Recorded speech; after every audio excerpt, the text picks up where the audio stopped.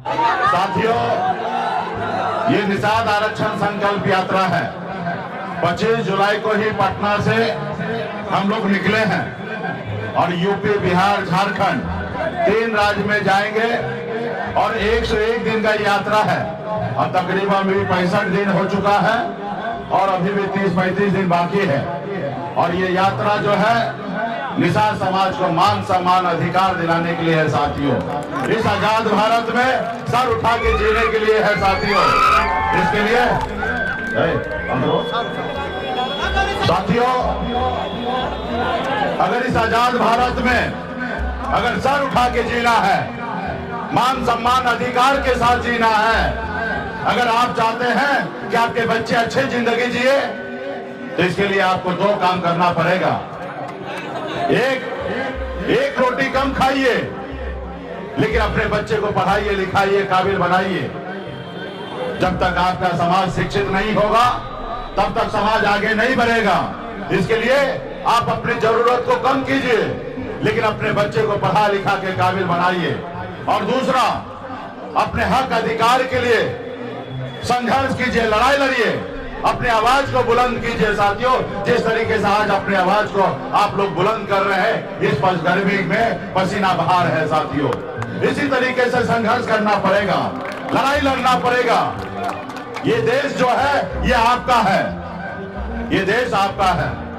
आपको पता होगा कि आपके पूर्वज ने 250 साल अंग्रेज से लड़ाई लड़ा, सिर्फ इसी संकल्प के साथ कि हम देश को आजाद कराएंगे और हमारे आने वाला पीढ़ी इस आजाद भारत में सर उठा के जिएगा। और इसके लिए लाखों हजारों की संख्या में हमारे पूर्वज शहीद हुए, लेकिन देश तो आजाद हुआ। लेकिन सही मायने में निषाद, भील, बेलदार, नुनियावाला, केवल तमाम निषाद के सभी उपजाति को हमें आजादी नहीं मिला है साथियों। आज बताइए कि बंगाल में निषाद को आरक्षण मिल रहा है, दिल्ली में निषाद को आरक्षण मिल रहा है। निषाद के सभी उपजाति भील, बेलदार, नुनियावाला को बंगाल और दिल्ली में आरक्षण मिल रहा है, लेकिन बिहार में नहीं मिल रहा है साथियों। आप बताइए, ये देश एक है, संविधान एक है, देश को चलाने वाला प्रधानमंत्री जी एक है, देश के गृह मंत्री एक है, फिर आपके साथ भेदभाव क्यों हो रहा है?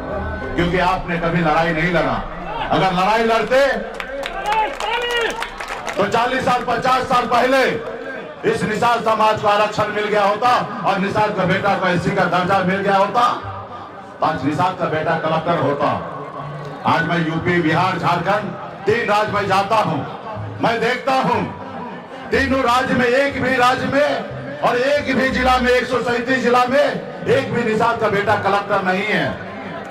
अगर आपको आरक्षण मिल गया होता तो आपका बेटा कलेक्टर होता, एसडीओ होता, बीडीओ होता, सीईओ होता, डॉक्टर होता, एसपी होता, एसडीओ होता, इंजीनियर, डॉक्टर होता, लेकिन नहीं है।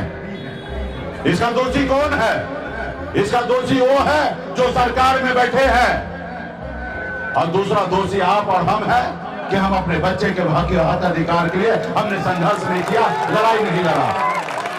आज लड़ाई लड़ता, आज आपका बेटा कलेक्टर होता, डॉक्टर, इंजीनियर होता, लेकिन नहीं है।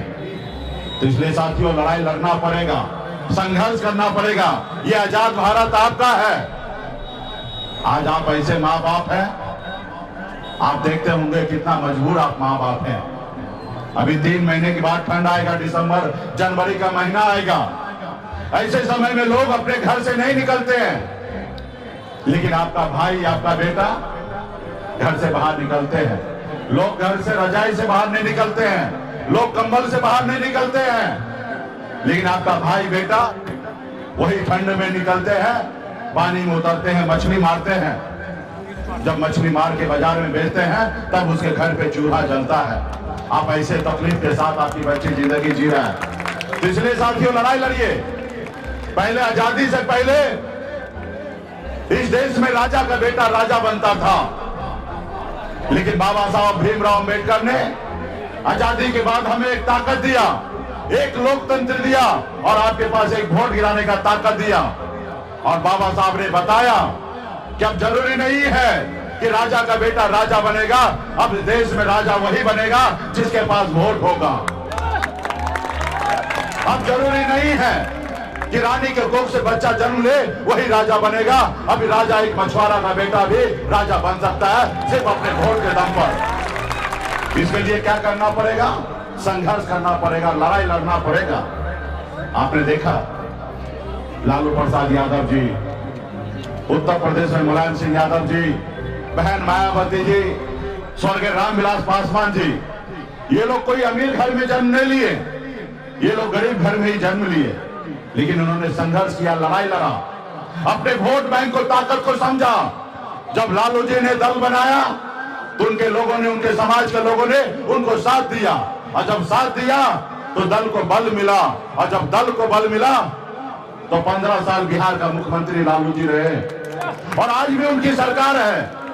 और ये पैसे के दम पे नहीं हुआ, ये जागरूकता के दम पे हुआ, वोट के दम पे हुआ, और वही वोट आपके पास भी है। लेकिन आप अपने वोट को, ताकत को नहीं समझते हैं, आप अपने वोट को पहचानते नहीं है। आप जब चुनाव होता है तो अपना वोट को 200 रुपया में बेच देते हैं, अपने